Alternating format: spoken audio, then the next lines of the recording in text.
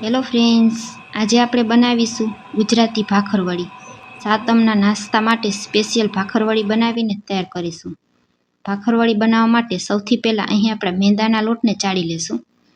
મેં આ રીતને અડધો કપનો લોટનો માપ આવે તે અડધો કપ 2 વખત લીધેલો છે, એટલે 1 કપ મેંદાનો લોટ લીધેલો છે. મેંદાના લોટની જગ્યાએ તમે ઘઉંના લોટનો પણ ઉપયોગ કરી શકો છો, પરંતુ બજારમાં મળતી ભાખરવડી મેંદાના લોટથી તૈયાર કરવામાં આવે છે. તો એકદમ સરસ માર્કેટ જેવી ભાખરવડી બનાવવા માટે આપણે મેંદાનો લોટ લીધેલો છે. તેમાં સ્વાદ અનુસાર મીઠું ઉમેરી દેશું અને ચપટી અજમાને હાથેથી ઘસી આ રીતે ઉમેરી દેશું. મોણ માટે 1 ચમચી તેલ ઉમેરી દેશું. 1 કપ લોટમાં માત્ર 1 જ ચમચી તેલ ઉમેરવાનું છે, વધારે પડતું અહીં તેલ ઉમેરવાનું નથી. ભાખરવડી બનાવવામાં આપણે કોઈ પણ જાતનું મુઠ્ઠી પડે તેવું મોણ દેવાની જરૂર નથી. હાથેથી આ રીતે થોડો લોટ ભેગો થાય તેવું જ મોણ દેવાનું છે. હવે થોડું થોડું કરી અને પાણી ઉમેરતા જશે. અહીં મેં અડધો કપ ભરી અને પાણી લીધેલું છે. જરૂર જણાય એ મુજબ પાણી ઉમેરતા જઈ લોટ બાંધી તૈયાર કરી લેશું. અહીં રોટલીના લોટ કરતાં થોડો વધારે કઠણ લોટ રાખવાનો છે. જે રીતનો આપણે પૂરીનો લોટ બાંધીએ છીએ એ જ રીતે લોટ બાંધી તૈયાર કરી લેશું. તો જે પ્રમાણે જરૂર પડશે એ રીતે 2 ચમચી જેટલું પાણી ઉમેરતા જશું. વધારે કઠણ પણ નહીં અને વધારે ઢીલો પણ નહીં તેવો લોટ બાંધી તૈયાર કરી લેશું. તો હવે લોટ બંધાઈને આપણો તૈયાર થઈ ગયો છે. મીડિયમ એવો લોટ બાંધીને તૈયાર કરેલો છે. 1 કપ મેંદાના લોટને બાંધવામાં આપણે 1/4 કપ જેટલા પાણીની જરૂર પડેલી છે. હવે લોટને ઢાંકી અને 15 મિનિટ સુધી રહેવા દેશું.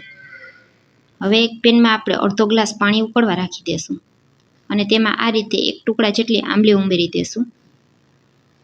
આંબલી એકદમ સરસ ઉકળી જાય ત્યાં સુધી તેને થવા દેશું. ત્યાર પછી તેમાં 1 ચમચી ગોળ ઉમેરી દેશું અને ફરી પાછું 2 મિનિટ સુધી તેને ઉકાળી લેશું. તો તમે જોઈ શકશો 2 મિનિટમાં ગોળ બધો ઓગળી ગયો છે અને આંબલી પણ આપણી એકદમ સરસ સોફ્ટ થઈ ગઈ છે. આ સમયે હવે આપણે ગેસને બંધ કરી દેશું અને તૈયાર કરેલું આ આંબલી અને ગોળવાળું પાણી એક વાટકામાં કાઢી લેશું અને તેને થોડીવાર માટે ઠંડુ કરી લેશું.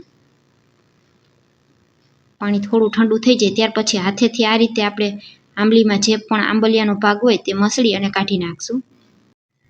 આંબલીના જે પણ રેસા હોય તેને પણ આ રીતે હાથેથી આપણે કાઢી નાખવાના છે. ત્યાર પછી તેને ગળણીની મદદથી ગાળી લેશું. આ રીતે એકદમ સરસ સ્મૂથ થઈ જશે. હવે તેમાં મસાલા કરી લેશું. મસાલામાં સ્વાદ અનુસાર મીઠું ઉમેરીશું, અડધી ચમચી લાલ મરચું પાવડર, અડધી ચમચી ધાણા જીરું પાવડર અને થોડો ગરમ મસાલો ઉમેરી દેશું. ચમચીથી બધી વસ્તુ મિક્સ કરી લેશું અને ત્યાર પછી આપણે એક મિક્સર જાર લઈ અને ચટણીને તેમાં એક વખત પીસી લેશું, જેથી કરી અને ચટણી આપણી એકદમ સરસ ઘટ થઈ જશે. આ રીતે એક મિક્સર જારમાં ઉમેરી એક વખત ફેરવી લેશું. આ રીતે મિક્સર જારમાં પીસી લેવાથી ચટણી એકદમ સરસ ઘટ તૈયાર થઈ જશે. હવે તેને આપણે સાઈડમાં રાખી દેશું. હવે એક પેનમાં 2 મોટી ચમચી જેટલા લીલા ધાણા ઉમેરી દેશું, 2 ચમચી જેટલા સફેદ તલ ઉમેરી દેશું, 1 ચમચી વરિયાળી ઉમેરી દેશું, અડધી ચમચી આખું જીરું ઉમેરી દેશું અને 2 ચમચી જેટલું સૂકા કોપરાનું છીણ ઉમેરી દેશું. ધીમા તાપ ઉપર બધી વસ્તુને આ રીતે થોડીવાર માટે શેકી લેશું, જેથી કરી મસાલામાં જે પણ ભેજનો ભાગ હોય તે દૂર થઈ જાય. મસાલા બળે નહીં તેનું ખાસ ધ્યાન રાખવાનું છે. માત્ર 1 જ મિનિટ સુધી આ રીતે બધા મસાલાને શેકી લેશું.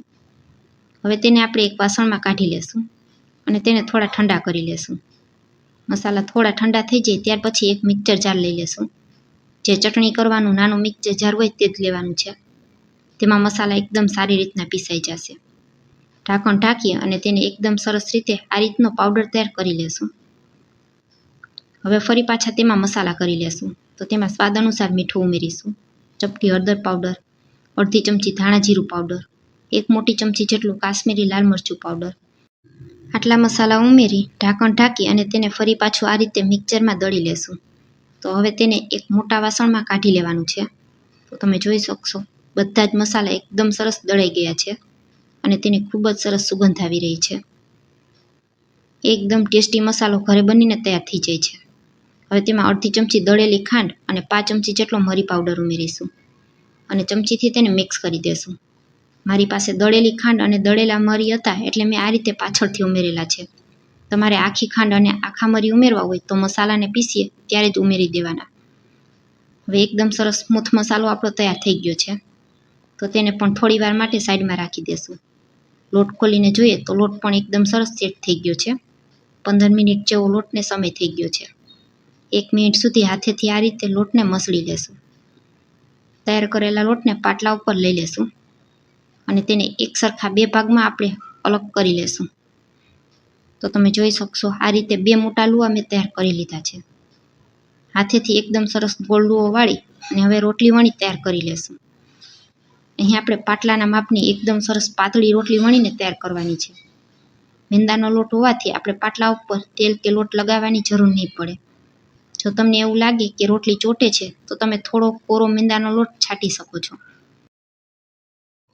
થોડી રોટલી વણાઈ જાય ત્યાર પછી આપણે રોટલીને નથી ફેરવવાની.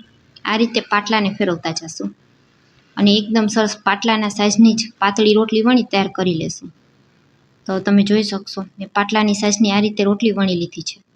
હવે એક ધારદાર છરી લઈ અને તેને આપણે ચારે સાઈડથી આ રીતે કટ કરી લેવાની, જેથી કરી અને એકદમ સરસ આપણી રોટલી ચોરસ શેપમાં તૈયાર થઈ જશે. હવે ચારે ચાર સાઈડની પટ્ટી હોય તેને આપણે અલગ કરી દેવાની છે. વિડીયોમાં બતાવેલી રીત મુજબ તમે ભાખરવડી બનાવશો એટલે પહેલી જ વારમાં તમારી ભાખરવડી પણ પરફેક્ટ બનીને તૈયાર થશે. હવે આપણે તૈયાર કરેલી ચટણી છે તેને લગાવી દેશું. આખી રોટલી ઉપર આ રીતે એકદમ સારી રીતના ચટણીને ફેલાવી દેવાની. 2 ચમચી જેટલી આપણે ચટણીની જરૂર પડશે. ત્યાર પછી તૈયાર કરીને રાખેલો મસાલો છે તેને ઉમેરી દેશું. મસાલો પણ 2 થી 3 ચમચી જેટલો આપણે એક વખતની રોટલીમાં જરૂર પડશે. ચારે બાજુ જ્યાં સુધી આપણે ચટણી લગાવેલી છે ત્યાં સુધી બધો મસાલો છાંટી દેવાનો છે. રોટલીની ચારે સાઈડ તમે જોઈ શકશો આ રીતે મેં બાકી રાખેલી છે.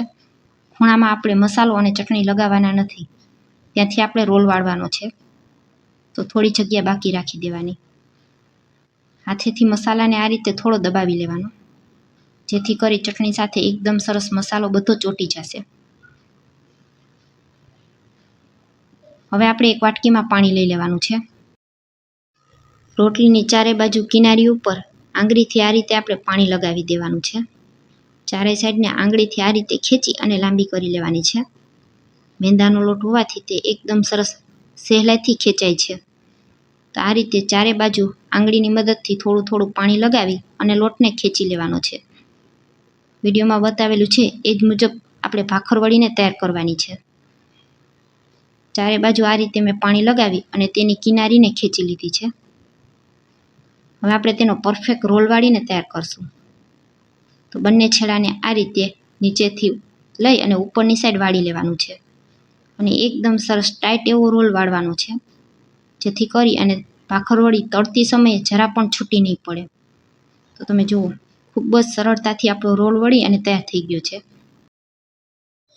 હવે છેલ્લી આ રીતે આપણે જે કિનારી છે તેને ફરી પાછું થોડું પાણી લગાવી અને ખેંચી લેવાની છે અને ત્યાં રોલને આ રીતે આપણે એકદમ સરસ ટાઈટ એવો ચોંટાડી દેવાનો છે. આંગળીની મદદથી આ રીતે છેલ્લો છેડો છે તેને આપણે એકદમ સરસ રોલ સાથે પાણીથી જોઈન્ટ કરી દેવાનું છે. આ રીતે રોલ તૈયાર કરશો એટલે ભાખરવડી તમારી તેલમાં તળતી સમયે જરા પણ છૂટી નહીં પડે. ત્યાર પછી હળવા હાથે રોલને આપણે આ રીતે 2 થી 3 વખત ફેરવી લેવાનું છે. એકદમ હળવા હાથે જ આ કામ કરવાનું છે. તો હવે રોલ બની તૈયાર થઈ ગયો છે. કોઈ ધારદાર છરીની મદદથી આપણે તેને કટ કરી લેશું. શરૂઆતમાં પહેલો પીસ હોય તેને આપણે તળવાનો નથી. કિનારી ઉપર આપણે મસાલો લગાવેલો નથી, તો એ પીસને આપણે વણતી સમયે ફરી પાછો ઉપયોગમાં લઈ લેવાનો છે. બીજો રોલ તૈયાર કરીએ ત્યારે સાથે વણી લેવાનો.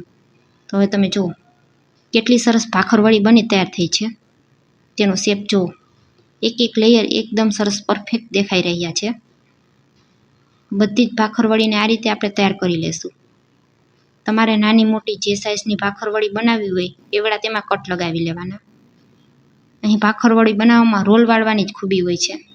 તમે પરફેક્ટ રોલ વાળશો તો આ રીતે પરફેક્ટ ભાખરવડી બની તૈયાર થશે. એક એક કરી અને બધી જ ભાખરવડીને આપણે આ રીતે તૈયાર કરી લેવાની છે.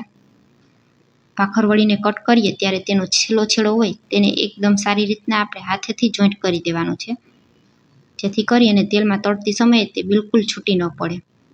થોડી થોડી ભાખરવડી આ રીતે તૈયાર કરતા જશું અને તેલમાં તેને તળતા જશું. આ બાજુ તેલ ગરમ કરવા માટે મેં પહેલાં જ રાખી દીધું હતું. તેલ ગરમ થઈ જાય એટલે તેમાં ભાખરવડીને ઉમેરી દેશું. પેનમાં જેટલી પણ છૂટી છૂટી ભાખરવડી સમાય એટલી ઉમેરી દેવાની. ધીમા તાપ ઉપર ભાખરવડી તૈયાર કરવાની છે. ગેસની ફ્લેમ હાઈ રાખશું તો ભાખરવડી બહારથી તો ક્રિસ્પી થઈ જશે, પરંતુ અંદરથી મેંદાનો લોટ કાચો રહી જશે. બંને બાજુ એકદમ સરસ ક્રિસ્પી થઈ જાય ત્યાં સુધી તેને થવા દેશું. થોડી વાર માટે તેને અડવાની નહીં. 1 મિનિટ જેવો સમય થઈ જાય ત્યાર પછી આપણે તેને ફેરવી લેવાની. હવે ઝારાની મદદથી તેલ નીતાળી અને આપણે ભાખરવડીને કાઢી લેશું. તો તમે જોઈ શકશો હવે આપણી ભાખરવડી બંને બાજુ એકદમ સરસ ક્રિસ્પી એવી તળાઈ ગઈ છે. તો ચમચીથી એક એક કરી અને બધી ભાખરવડી આ રીતે ઝારામાં લઈ લેશું. તેલ નીતાળી અને તેને કાઢી લેશું. બાકીનો બેસ પણ આ જ રીતે આપણે તૈયાર કરી લેવાના છે. તો એકદમ સરસ માર્કેટમાં મળે તેવી જ ભાખરવડી તૈયાર થઈ છે. આ સાતમમાં એકવાર આ રેસિપીને તમે પણ ચોક્કસથી ટ્રાય કરજો. ઘરમાં બધાને ખૂબ જ પસંદ આવશે. તો જો બની છે ને એકદમ સરસ ક્રિસ્પી. ફ્રેન્ડ્સ, વિડીયો પૂરો જોયા પછી પસંદ આવે તો વિડીયોને એક લાઇક કરી ચેનલને સબસ્ક્રાઈબ જરૂરથી કરજો. Thanks for watching.